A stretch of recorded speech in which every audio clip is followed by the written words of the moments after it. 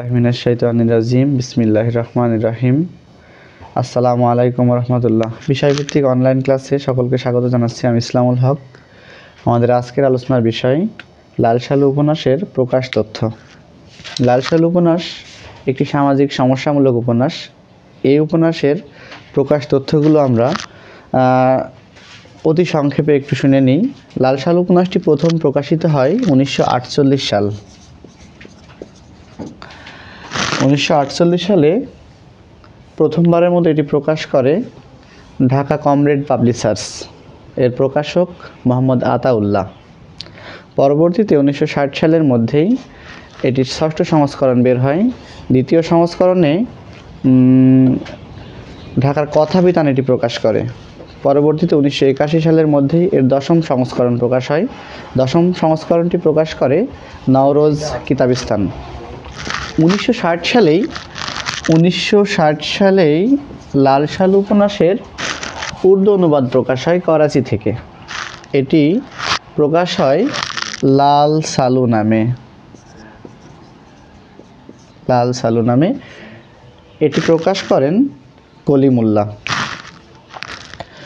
লাল সালু উপন্যাসের ফরাসি অনুবাদ 1961 সালে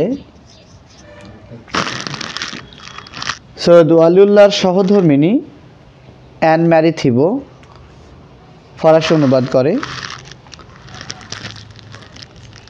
লাল সালু উপন্যাসের পরবর্তীতে 1967 সালে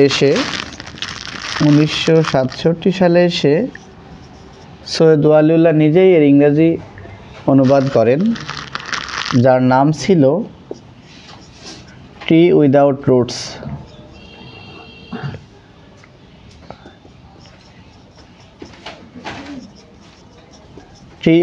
রুটস নামে। এটা প্রকাশ করে চ্যাটো অ্যান্ড উইন্ডাজ লিমিটেড।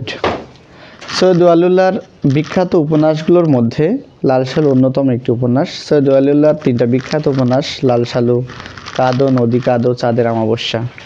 এছাড়াও সৈয়দ ওয়ালিউল্লাহর 4টা বিখ্যাত নিরীক্ষামূলক নাটক রয়েছে: বহিঃপীর, তরঙ্গভঙ্গ, উজানের মৃত্যু, সুড়ঙ্গ।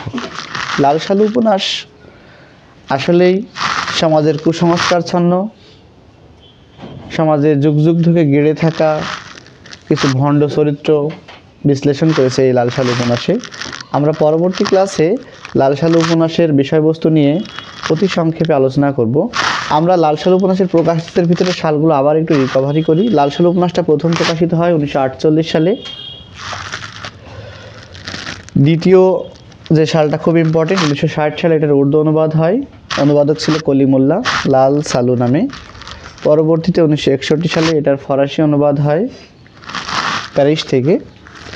তারপরে 1967 সালে লেখক নিজে এটার ইংরেজি অনুবাদ করে। এটা প্রকাশ হয়েছে লন্ডন থেকে।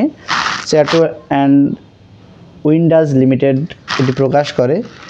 এক্ষেত্রে লাল সালু উপন্যাসের সবচেয়ে যে প্রশ্নটা বারবার পরীক্ষাতে থাকে, যে প্রথম প্রকাশটা 1948 সাল, এই উপন্যাসটার কাহিনী অনেকের মনে হতে পারে যে এত পুরনো একটা কাহিনী, কিন্তু সমাজের যুগ যুগ থেকে গেড়ে থাকা সেই মজিদ আজও রয়েছে, আগামীতেও হয়তো থাকবে।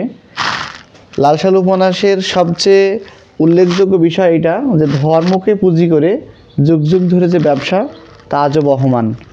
ইনশাল্লাহ পরবর্তী ক্লাসে আমরা এ বিষয়বস্তু নিয়ে আলোচনা করব। আল্লাহ হাফেজ। আসসালামু আলাইকুম রহমতুল্লাহ।